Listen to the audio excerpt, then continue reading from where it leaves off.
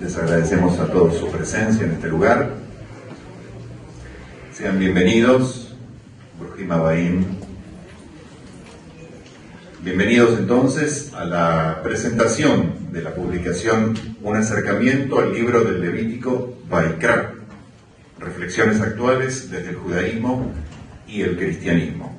Una iniciativa conjunta entre el Seminario Rabínico Latinoamericano y el Gobierno de la Ciudad de Buenos Aires.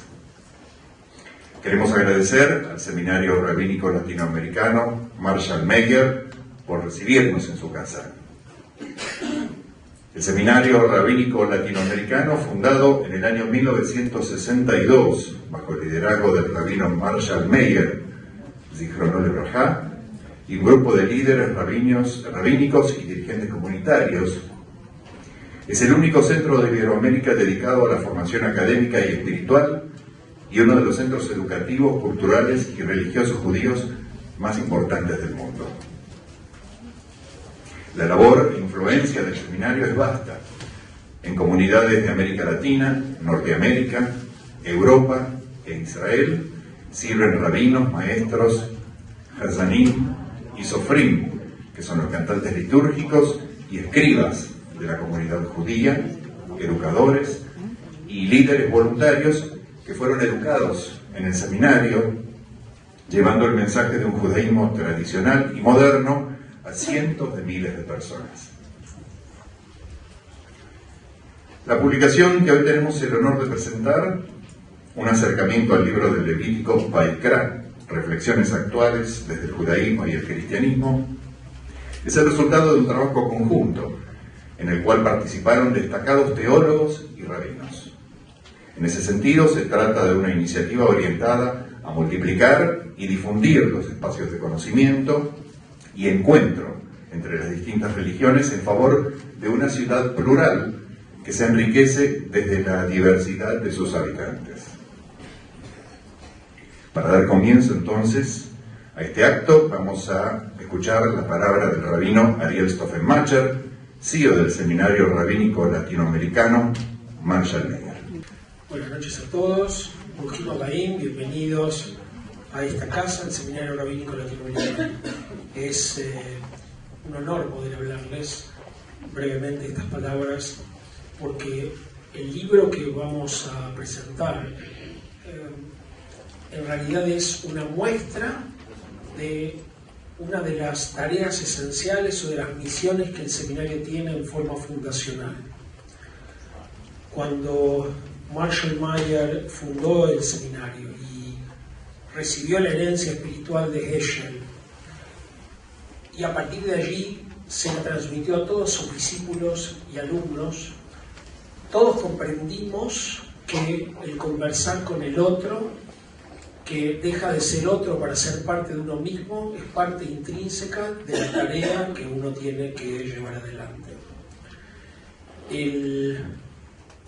Me remonto a las conversaciones o la participación de Heschel preparando y trabajando en el Concilio Vaticano II la Declaración Nostra Aetate, de la cual hace no mucho tiempo se cumplieron los primeros 50 años, y desde entonces infinitas actividades de acercamiento que en cada sinagoga, parroquia, barrio, donde hay un rabino egresado de este, rabina egresada de este seminario y un sacerdote con voluntad de diálogo, suceden permanentemente.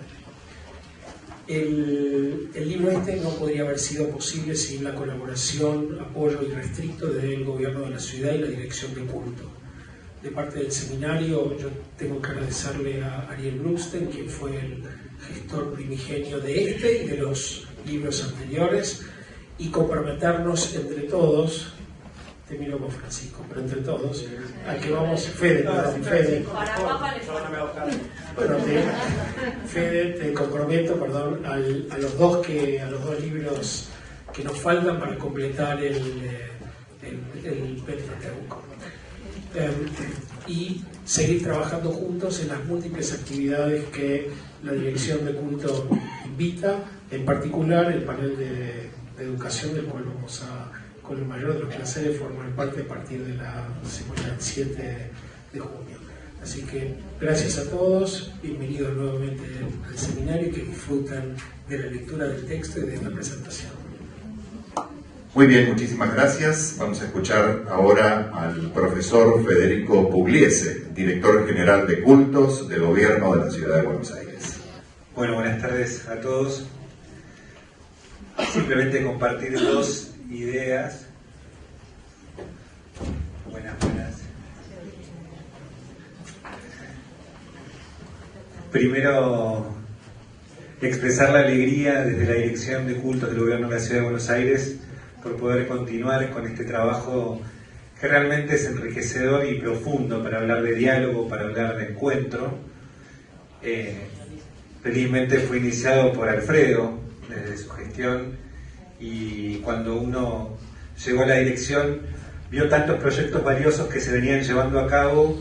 Este era uno de ellos, de los cuales decíamos, bueno, hay que continuar con los primeros pasos, con aquellos que dieron estos primeros pasos con los libros anteriores, que han dejado prácticamente muy elaborado y trabajado este también, así que nosotros como que le pusimos la pincelada final, pero creemos firmemente que estas herramientas son necesarias y valiosas, pero no ni para que queden en cajas o en un archivo muy lindo los que escribieron y que lo guarden, sino que, como su nombre también lo dice, acá hay un llamado, y me parece que fundamentalmente aplica a eso, ¿no? A que si bien es un libro, puede quedar en una biblioteca o puede quedar en la vida y ser acción, un libro que se transforma en acción. Creo que el mensaje más lindo que tiene adentro y es profundo es toda la gente que puso el corazón en la pluma, más allá también de su conocimiento, porque vemos realmente su currículum, su perfil, personas idóneas que prestaron su pluma y su corazón para expresar meditaciones, hacer reflexiones acerca de este valioso libro. Entonces, el deseo que comparto justamente es ese, que sea un libro que realmente lleve a la acción, que podamos compartir, seamos testigos, salgamos a dar un mensaje. Creo que eso es el valor más fuerte que esto tiene, ¿no? Como proyecto. Si deja de hacer una palabra sin anuncio, carece de profundidad y de luz. Así que el desafío que tenemos todos es de transmitirlo, de compartirlo y de seguir siendo testimonio de convivencia y diálogo. Así que celebro que lo estemos haciendo juntos este año y que podamos seguir, como decíamos, con los que faltan para poder finalizar con el Pentateuco. Muchas gracias. Gracias, profesor Pugliese. Entonces, ahora sí vamos a dar paso al subsecretario de Cultos de la Nación, el embajador Alfredo Briani. Yo simplemente quiero hacer una serie de agradecimientos. Creo que recién Federico reflejaba muy bien el contenido de esta publicación, pero yo quiero remontarme a los orígenes cuando yo estaba en la dirección de culto del Gobierno de la ciudad, cómo surgió esta idea, charlando con un amigo, con Ariel Lufstein, que en ese momento estaba como director ejecutivo de FEDEC, y bueno, él nos acercó esta idea que enseguida desde la dirección de culto nos pareció muy atractiva e interesante para trabajar, para promover el diálogo interreligioso y puntualmente el diálogo judeo-cristiano. Me parece una linda oportunidad para escuchar reflexiones de teólogos cristianos y de rabinos acerca de un mismo texto prácticamente, ¿no? Nuestro tronco común. Así que bueno, en primer lugar, recordar esos momentos, agradecer también al artista plástico que realizó las ilustraciones en su momento, Payo Zuluaga, que está acá presente, lo veo ahí atrás, a todo el equipo de la dirección de culto, que en ese momento también trabajó para darle forma a la publicación, y por supuesto a Federico,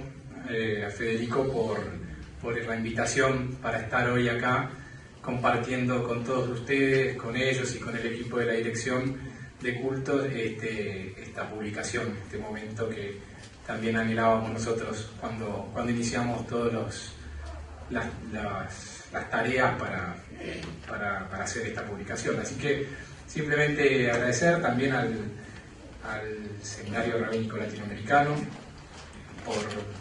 recibirnos en su casa y ser parte también de esta tercera publicación. Y bueno, y ponernos a disposición desde la Secretaría del Culto de la Nación, que traigo los saludos del doctor Santiago de Estrada, que me pidió por favor que haga llegar, y ponernos a disposición para trabajar juntos en todo lo que haga falta. Muchas gracias. Muchísimas gracias, subsecretario. La Dirección General de Cultos del Gobierno de la Ciudad de Buenos Aires ha hecho del diálogo interreligioso uno de sus ejes principales de gestión. Este trabajo fue realizado bajo estas premisas y surge como un esfuerzo conjunto de importantes referentes de las distintas comunidades que han sumado su compromiso para que hoy podamos celebrar un proyecto hecho realidad.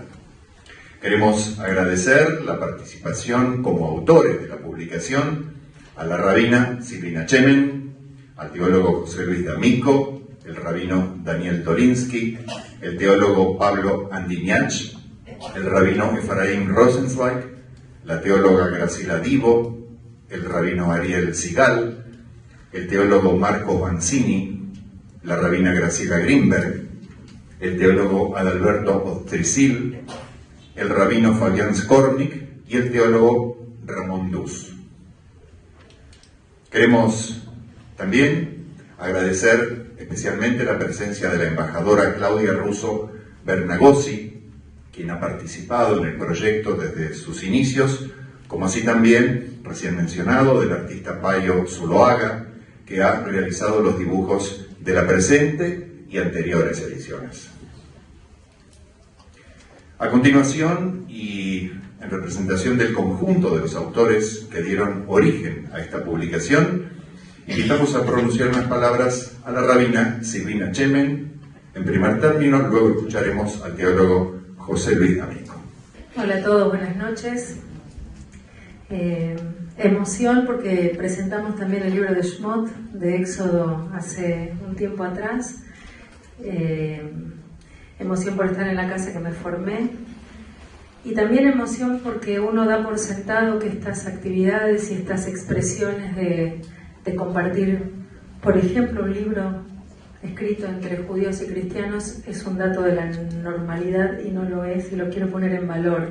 En nuestro país tenemos una tradición, una cultura en donde aumentamos la apuesta de lo que significa compartir y vivir juntos y estudiar juntos y construir un mundo mejor, y lo quiero poner en valor porque cuando uno sale un poco de los límites de este país, quizás en algunos países de Latinoamérica veo colegas que están trabajando en países como Chile, por ejemplo, pero digo, en otros lugares del mundo esto no sería ni siquiera pensable. ¿Por qué? Porque miren, este libro, no todos conocen de qué se trata. Este libro está dividido por los libros del Pentateuco de la Torá, pero han decidido que esté dividido por las parashot que la liturgia judía sigue como lectura ritual. ¿Qué quiere decir? Para allá es eso, es la sección del texto bíblico que se lee Shabbat tras Shabbat. Y han respetado esta división, y entonces judíos y cristianos hemos compartido la experiencia de explicar desde la propia visión cada porción del texto del Levítico y de los anteriores también. Y es algo, me parece que es inédito. Yo no conozco en otros idiomas y en otros países algo similar a esta producción, y lo quiero decir. Por otro lado, José Luis y yo estamos acá hoy, en esta noche, porque somos los que escribimos la introducción al libro, y de verdad que nadie escribe junto con otros, salvo que se dedique a hacer lo que José Luis y yo hacemos, que es que nosotros hace más de un año tenemos un programa que se llama Lecturas Compartidas, y esto tiene que ver con el espíritu de este libro. Lecturas Compartidas es que judíos y cristianos se juntan una vez por mes a estudiar juntos una porción de la Torá, del Pentateuco, con una parte del Evangelio que tengan algún tipo de conexión, ya sea porque hablan del mismo tema, ya sea porque disienten, ya sea porque uno explica el otro. Y el primer día que hicimos un llamado por las redes sociales aparecieron 70 personas de los lugares más extraños. Vinieron sacerdotes, vinieron pastores, vinieron personas judías de diferentes comunidades, vinieron alumnos de este seminario, vinieron rabinos egresados de este seminario a ver de qué se trataba, no hablar del otro, ni tampoco hablar en paralelo, sino hablar con el otro y estudiarlo a ese otro desde su texto sagrado. Digo todo esto porque por eso a nosotros se nos pide que escribamos la introducción juntos, porque es una escritura compartida, producto de una lectura compartida. Algunas palabras para decir del libro de Levítico. Lo voy ahora a hablar como rabina, ¿está bien? Vos harás lo tuyo de tu lugar. Pero digo, tengo que traer algo de nuestra tradición porque me toca esta parte de la presentación. En principio, quiero decir que el libro de Levítico, a diferencia del libro de Génesis o el libro del Éxodo, es un libro difícil, es un libro lejano, es un libro en el que muchos rabinos, cuando les toca dar el sermón en las semanas que se lee ese libro, se ponen a contar cuentos hasídicos. ¿Sí o no? Cuando te toca hablar de las secreciones, cuando te toca hablar de las enfermedades, cuando te toca hablar de la grasa de los animales, de las vísceras, de la sangre, ¿no? Digo, es más fácil hablar de Moisés, es más fácil hablar de Abraham, hasta es más fácil, les diría, hablar del pretendido sacrificio de Isaac, de Yitzhak, ¿no? Tenemos texto, tenemos humanidad, y acá tenemos lo que se llama un manual de instrucciones para los sacerdotes. Un manual de instrucciones para los sacerdotes que en la tradición judía no existe más, y en la tradición cristiana o católica no hacen sacrificios animales, ¿no? Okay. Entonces nos topamos con esta dificultad, ¿no? ¿Qué hacemos con un libro que aparentemente no nos dice nada, pero que está dentro de un texto sagrado?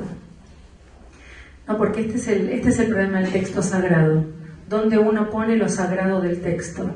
Si es que uno lo deja allí cuando era sagrado y entonces lo repite, o uno lo hace sagrado porque lo hace propio y lo trata de entender a partir de los mensajes profundos que este texto tiene para ambas tradiciones.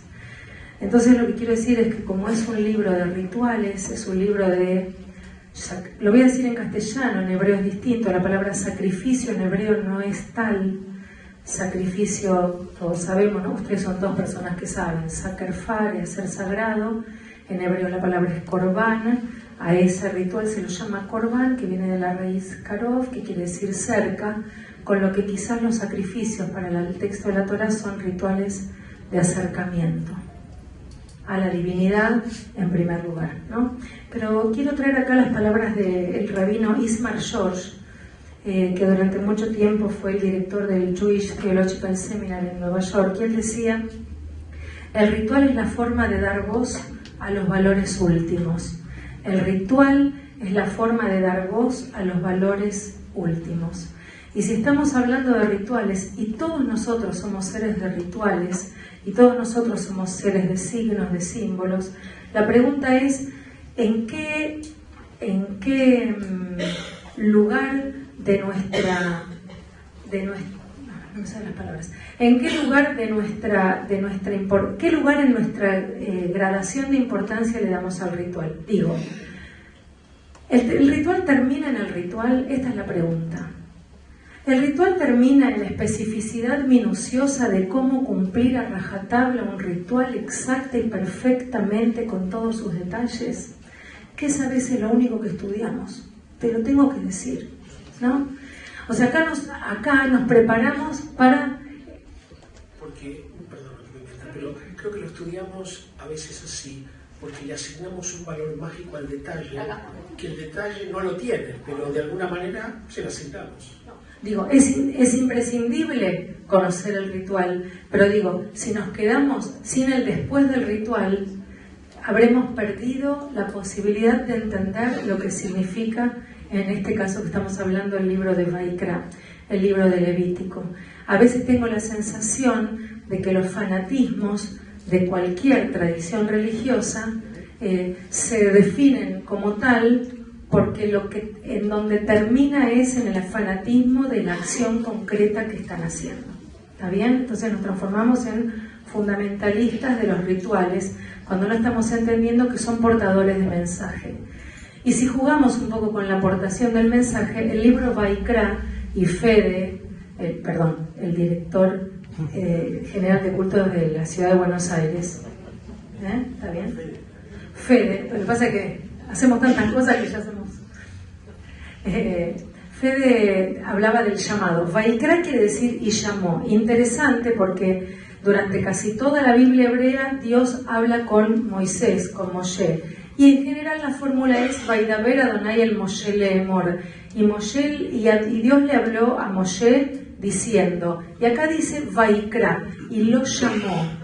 En general cuando Dios le habla a las personas no las llama primero, obvio que si las habla, las está llamando. ¿Qué está diciendo el comienzo de este libro, Vaikra? Y a mí me gusta llamarlo, valga la redundancia, el libro del llamado. Más que ningún otro libro, a mí me parece que la dificultad que presenta Vaikra es pensar a qué somos llamados con este inventario de ritualidades y de especificidades que tienen que ver con el acercamiento. Con el acercamiento a Dios en primer lugar. Yo ¿tengo un minuto? Estoy hablando mucho. Tengo un minuto y estoy hablando mucho, me dice mi amigo José Luis. Perfecto.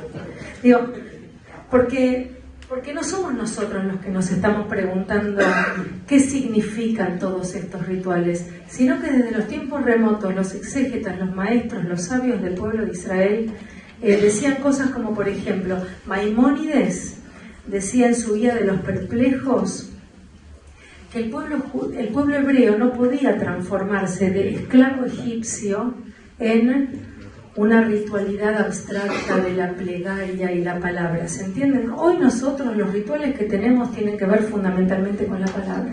Y dice Maimónides que no se podía hacer un cambio abrupto, inmediato en el comportamiento humano, que eso iba a ser imposible. Desde esta perspectiva, dice Maimónides, todo el sistema sacrificial del libro de Levítico emerge como una concesión divina a las necesidades humanas. Miren qué lindo. Una concesión divina a las necesidades humanas. ¿Cómo hacía este grupo de gente que durante centurias estuvo esclavizado en otra cultura para volver a reconectarse con Dios?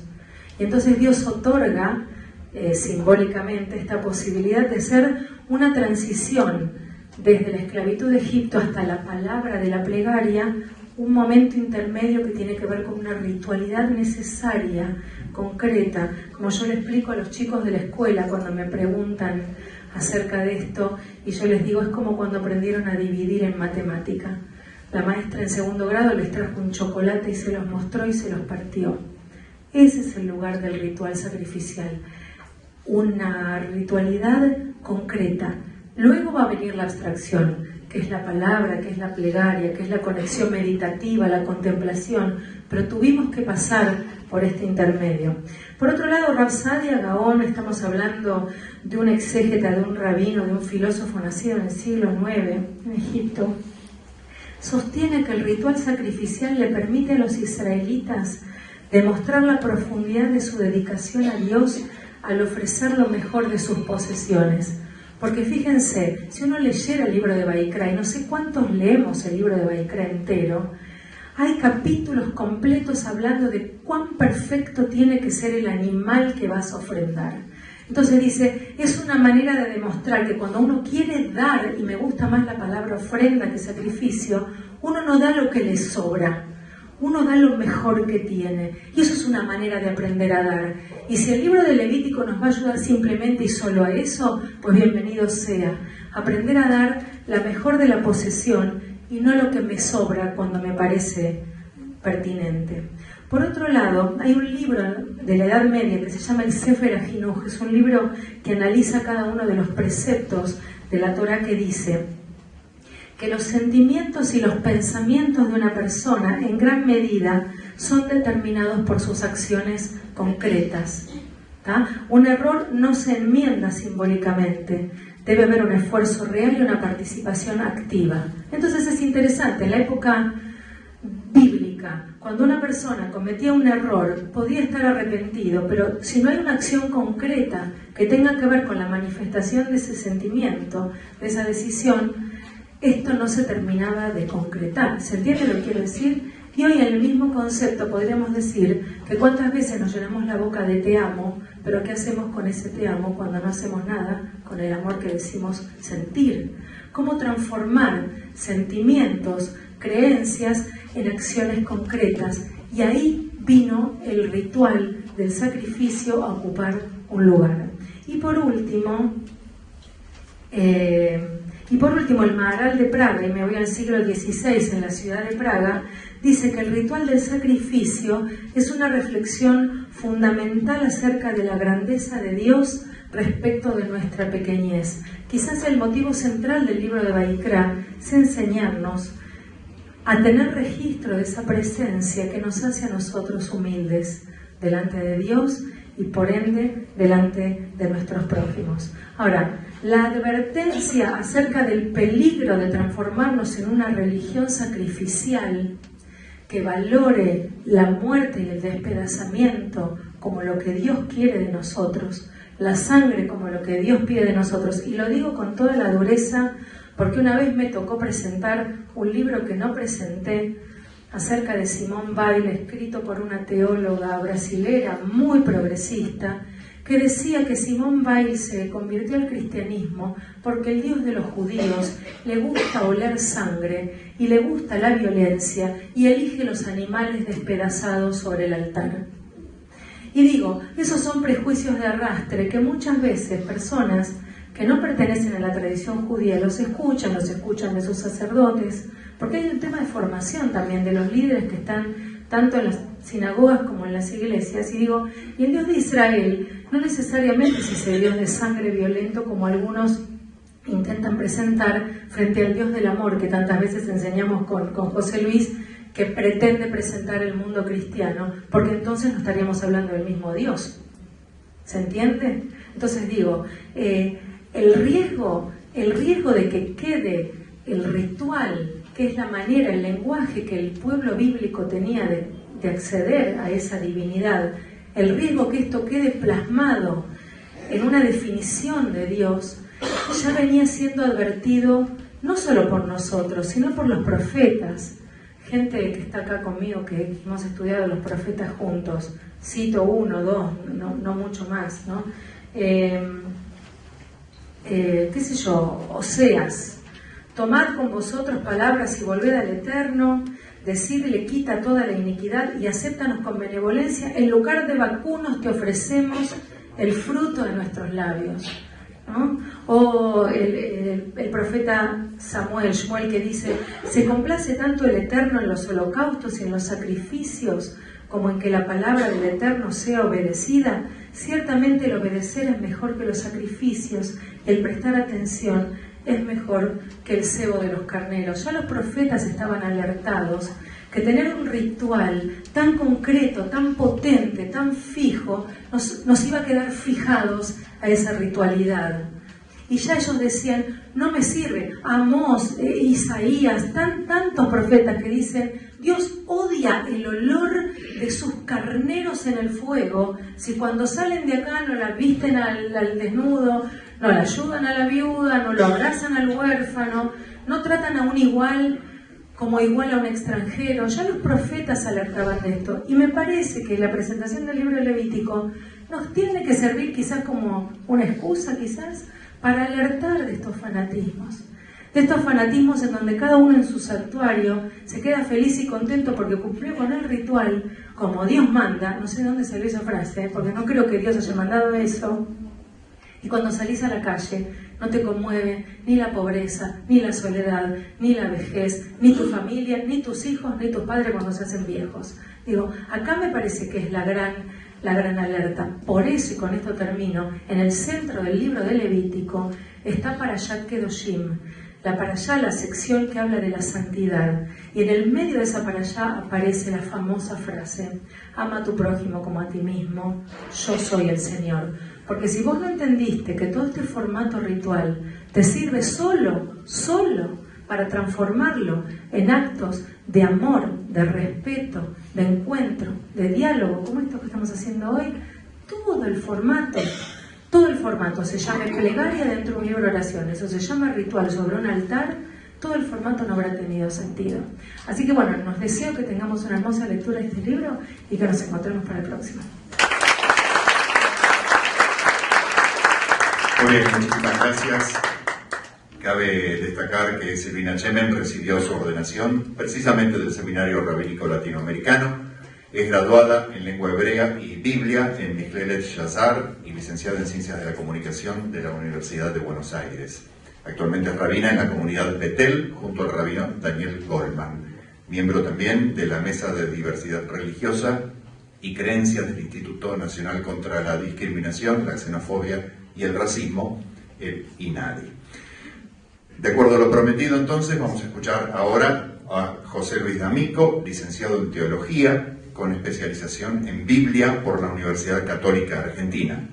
Desde el año 2001 es director del Centro Bíblico Nuestra Señora de Sion, es vicepresidente de la Asociación Bíblica Argentina, se desempeña como docente en varios centros de formación de nuestra ciudad. Al mismo tiempo, es colaborador en el periódico La Liturgia Cotidiana y redactor de guiones radiales para el Centro de Comunicación Nuestra Señora de Luján. Autor de varios libros y artículos publicados.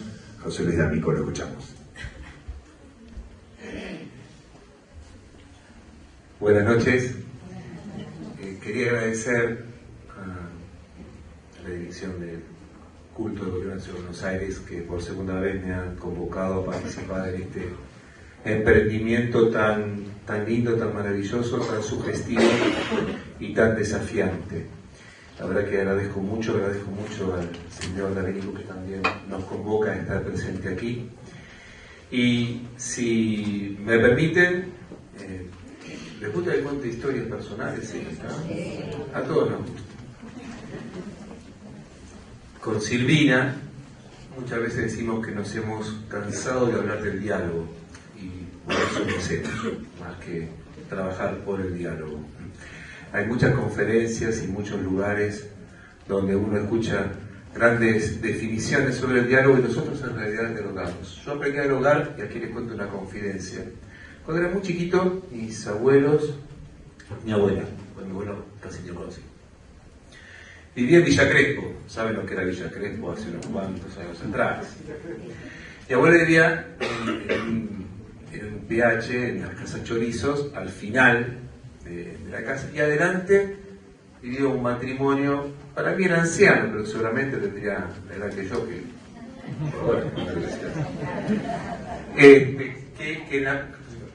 en la parte de adelante tenían una casa de venta de camisas, porque ellos vendían camisas. ¿Se imaginan de qué origen era este matrimonio? Vendía camisas en Villa Crespo. Yo nunca supe el nombre de ellos, pero para mí eran Bobe y Seide. No supe el nombre de ellos. Yo me fui de ahí, mi abuela se murió, todos fuimos. La Bobe y el Seide para mí quedaron mal. Quiero decir esto, yo me crié con la Bobe y con el Seide, y se lo digo de verdad.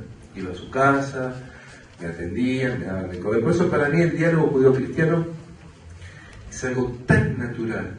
Para mí no es una cosa que me resulte extraño. Le voy a contar otras cositas más, mías personales. Yo fui profesor acá. No sabía.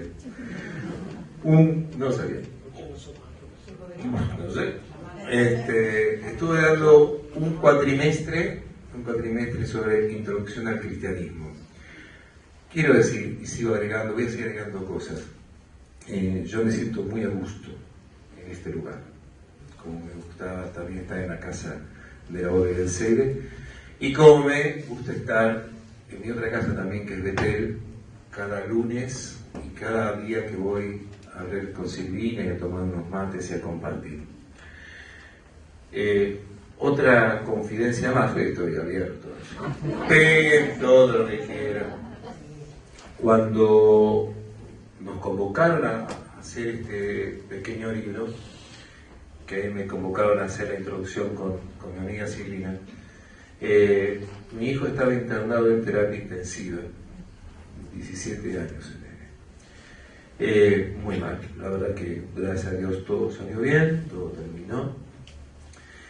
Y yo no quería decir que no a esto, me tenía que reunir con Silvina, nunca pude reunirme, pero les quiero marcar esto. Yo le dije a Silvina cuál era mi idea del Levítico, le escribí algunas cositas a Silvina, Silvina lo tomó, lo retomó, me lo mandó, lo releí. Y con esto quiero decir esto, cuando hay diálogo interreligioso, es como si los dos pensaran prácticamente igual. Y por eso, insisto, nuevamente, esto que está aquí es sentir de verdad el producto de un diálogo y el producto de un trabajo conjunto. Y así como los autores de este pequeño librito reflexionan sobre unas parashas, Silvina también reflexiona sobre textos bíblicos que presentamos en una página web del Centro Bíblico de Nuestra Señora de Sion. Ella también hace comentarios. Tenemos una sección que es que para nuestra liturgia cristiana, dominical, queremos que un judío haga el comentario de la lectura del Primer Testamento. Que se rotan entre Ari Stockman, lo conocen también de la casa, y Silvina. Porque, insisto, para nosotros el diálogo es natural. Es natural. Y ahora sí, unas palabritas después de confesarme. Mi padre acá puede absolver.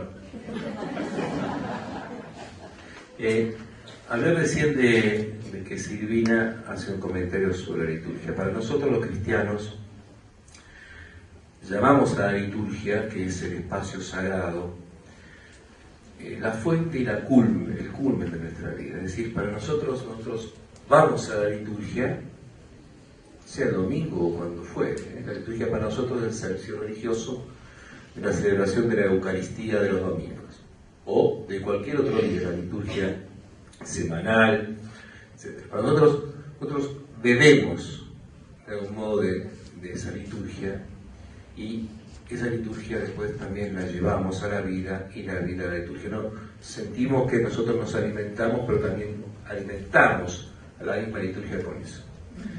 Es por eso que para nosotros el Levítico en algún punto es lejano, y lo voy a explicar por qué, pero en algún punto es cercano, tan cercano que para nosotros el culto es una dimensión esencial de la vida. Por eso que el Levítico a nosotros nos habla de culto, nos habla de nuestra naturaleza. En estos días a mis alumnos de la Facultad de Ingeniería de la UCA, imagínense lo que le interesa la teología a los alumnos de la Facultad de Ingeniería de la UCA. Por Dios. Yo le decía que la dimensión sobrenatural es un espacio natural del ser humano. Quiero decir que no hay una posibilidad de pensar que el ser humano no esté abierto a la trascendencia, porque la creación del Señor es la comunicación que debo con Él. Creo que el libro del Levítico es una demostración de eso, de que el ser humano está creado para dar culto.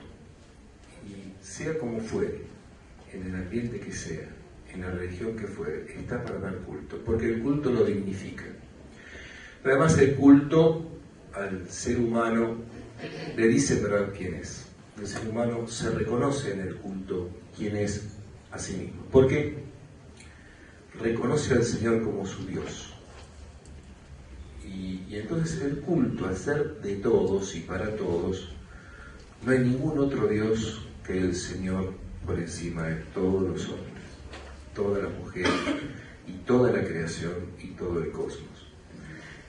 Nos reconocemos hermanos en el culto, donde no hay ninguno que sea más hermano que otro, no hay ninguno que nos supere en la fraternidad, no hay ninguna autoridad, ningún poder, ningún gobierno que esté por encima del Señor, el Dios nuestro. Por eso el culto nos iguala, nos dignifica, el culto nos genera a nosotros una realidad antropológica.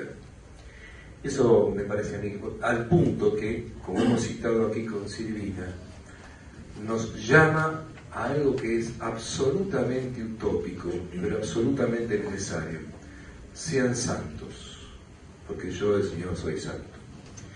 El culto nos lleva a considerar que lo más importante es el sacrificio interno, o sea, el sacrificio personal, en el sentido de ofrecer un culto al Señor. Al punto también de que eso sea y nos lleve y nos sirva y nos desafíe a amar al prójimo como uno mismo. Eso está en el Levítico y eso lo dijo Jesús. Jesús retomó el Levítico. Jesús retomó la tradición de los profetas, como decía recién Silvina, cuando se quejó que no habían hecho del templo una casa de oración. Se quejó mucho, le dio muchísima bronca, porque como buen judío que era, quería que el templo sea un templo y no una cueva de ladrones. Quería que el templo sea el lugar del encuentro con el Señor y no del encuentro con la corrupción, con el dinero y el poder mal habido. El Levítico enseña que el poder está dependiendo siempre del poder del Señor. Por otra parte, también quería compartir esta idea, para terminar más o menos, es necesario, absolutamente necesario, juntando todo esto que quiero decir, que nosotros no tengamos vergüenza de expresar nuestro culto. Una sociedad, y esto lo hablamos mucho con Silvina también, que renuncia a la simbología, que renuncia a la manifestación de lo religioso, le falta algo. No digo que seamos fanáticos, como decía también mi amiga, seamos simplemente seres humanos creyentes, donde el culto para nosotros sea una parte esencial. Y la sociedad necesita de los lugares sagrados, necesita de las personas sagradas, necesita de los gestos, de los símbolos, necesita ver a Dios de un modo, de alguna manera. Creo que todo eso me parece que el Levítico nos anima y nos desafía. Por eso que, y ahora sí, aunque las leyes que plantea el Levítico para nosotros, muchas de ellas sean lejanas, yo creo que en definitiva la espiritualidad o el espíritu del Levítico, es decir, Dios quiere estar presente en toda tu vida y no está mal que Dios te ponga leyes. No tengamos miedo a las leyes, mucho menos a las leyes de Dios. Una sociedad que no tiene gestos religiosos, pero que tampoco tiene leyes, está destinada, a mí personalmente me da mucho miedo. Una sociedad sin ley, sin gestos religiosos, sin considerar que el Señor está por encima de todos, a menos sea así me da miedo, porque ¿quién manda? ¿Quién dirige? ¿Quién conduce? ¿Y hacia dónde? ¿Y hacia quién? El libro de Levítico, que está en el centro del Pentateuco, porque es el tercer libro, justo en el centro del Pentateuco, es un libro que creo que quiere manifestar el centro de la vida, la santidad. No tengamos miedo tampoco de querer ser santos. No significa que seamos ni bichos raros, y que seamos tampoco personajes desencarnados, porque justamente para nosotros en la tradición cristiana, el santo es el que verdaderamente se metió en la vida con Dios, y el que tomó de la vida hacia Dios. No hay problema, si somos santos mejor. Y creo que somos luces, podemos ser voces, podemos ser manos, podemos ser ojos de todo lo demás. Agradezco por fin, al final, al Señor que nos convocó,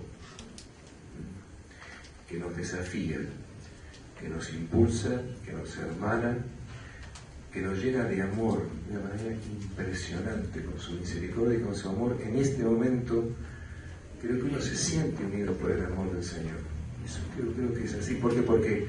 Porque hay diálogo, porque nos queremos, porque expresamos el amor.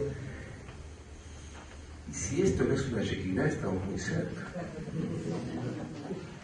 Muchas gracias.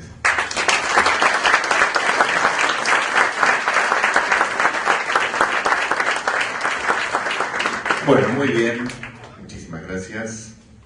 Vamos a ir concluyendo ya esta presentación, no sin antes agradecer y destacar la presencia en este lugar del embajador de Israel en la República Argentina, el señor Ilan Shturman.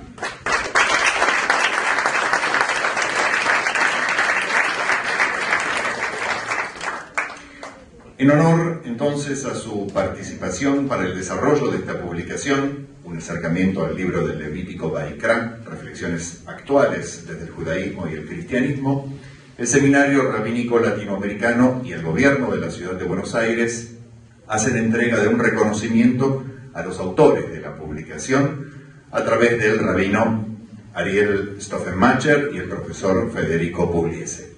Entonces los invitamos a entregar sendos premios a Silvina Chemen y José Luis D'Amico.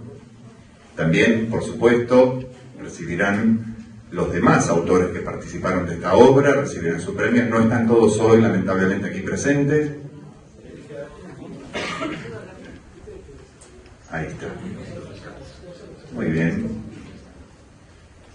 Les entregan sus reconocimientos. Invitamos entonces a acercarse al rabino Daniel Dorinsky, al teólogo Marco Mancini y al teólogo Adalberto Ostricini, a recibir también sus reconocimientos.